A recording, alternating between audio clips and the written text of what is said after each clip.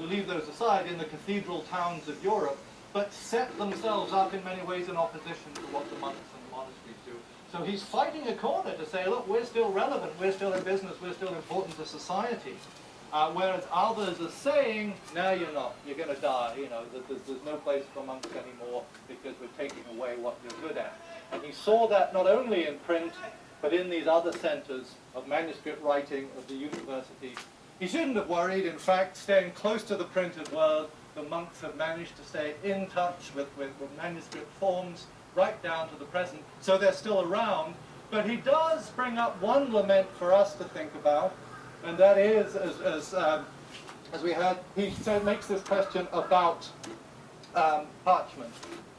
And he looks at paper, and he goes, don't like paper. You know, I like writing, that's fine. I actually do like books, I don't mind print. But the written word on parchment will last 1,000 years. The printed word is on paper. How long will it last? The most you can expect of a book of paper to buy is 200 years. Only time will tell. What about that play? Again, is that just a claim specific to the period? Do you think it's justified in making it? Yeah.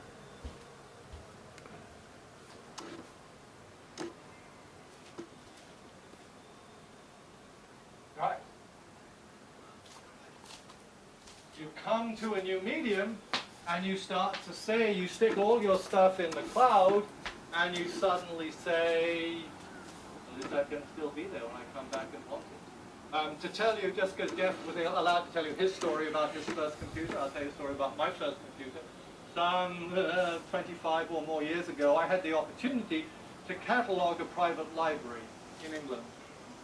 It was a library that had been collected since the 16th century. It was marvelous, and nobody had ever catalogued it. So I and a friend sat in. We catalogued all the books in it.